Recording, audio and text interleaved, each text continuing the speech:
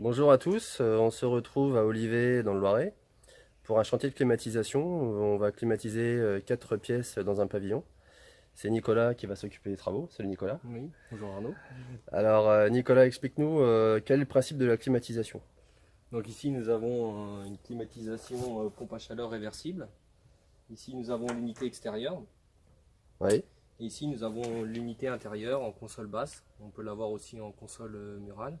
d'accord, Voilà, le principe est de passer deux tubes frigorigènes entre l'unité intérieure et l'unité extérieure, ainsi qu'un câble d'alimentation, et puis une vidange pour les condensats. d'accord. Voilà. Alors l'intérêt également sur ce chantier, c'est qu'on a un sous-sol. Donc on va pouvoir passer tous les câbles et tous les tubes frigorigènes dans le sous-sol, si bien qu'il n'y aura pas de câbles et de tuyaux apparents dans la maison, puisqu'on va ressortir exactement à l'endroit où on aura besoin pour nos consoles intérieures. Alors c'est un chantier qui va durer combien de temps d'après toi? Voilà, ça va durer une semaine à deux ouvriers. Une semaine entière?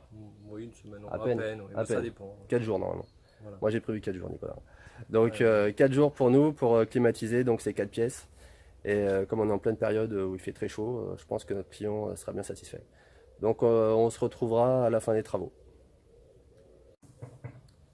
Alors les travaux sont terminés. On va vérifier que Nicolas ait bien travaillé.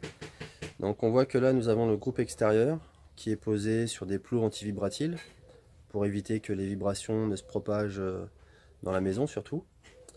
Le groupe extérieur est donc destiné à absorber les calories de l'air ambiant pour les transformer soit en chaleur, soit en froid, puisque c'est un groupe qui est réversible, on fait du chaud et du froid. Avec à l'arrière tous les départs de tuyaux, puisque on a 2 tuyaux par groupe intérieur et un câble électrique également. Tout ça arrive donc dans le sous-sol pour transiter jusqu'à chaque unité intérieure. On va aller voir dans le sous-sol à quoi ça ressemble. Nous sommes maintenant à l'arrière du groupe extérieur où donc tous les tuyaux ont été regroupés dans une goulotte PVC. Alors, vous voyez qu'on avait beaucoup de tuyaux de l'autre côté, derrière du groupe extérieur. Là, on ne les voit plus. On essaye de camoufler au maximum. Donc, on a ces goulottes PVC dans lesquelles circulent tous les tuyaux, les tubes frigorigènes avec les câbles électriques.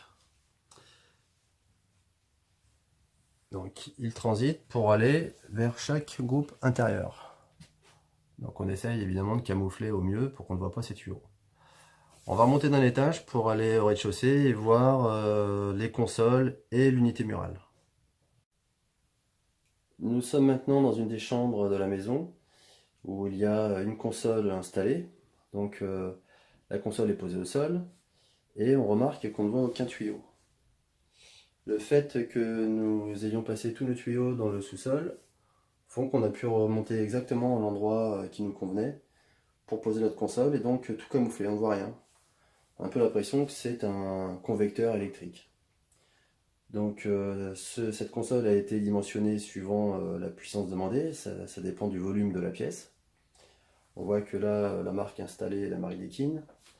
Et cette console est commandée par un thermostat d'ambiance.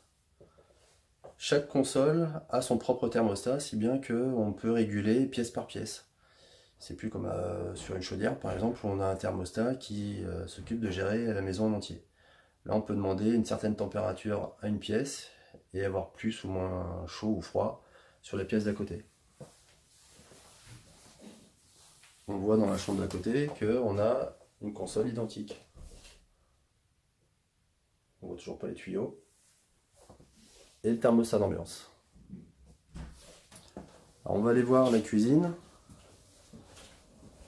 Puisque dans la cuisine, on a installé une unité murale. Là, la configuration de la pièce faisait qu'on n'avait pas de place au sol, donc on a mis une unité murale. C'est plus classique, on voit ça plus dans plus d'endroits. Alors là, évidemment, il a fallu qu'on mette une goulotte PVC puisque les tuyaux viennent toujours du sol, du sous-sol. Donc cette maison est distribuée de façon assez intelligente puisque les pièces on pouvait poser une console, on les a mises et puis dans cette pièce-là on a mis une unité murale. Toutes les pièces ont été traitées sur cette maison. Comme ça, notre client va pouvoir avoir chaud l'hiver, ne plus utiliser son insert qui procurait pas mal de désagréments, de la poussière, des bois à ramener, etc. Et faire du froid l'été sur les journées chaudes.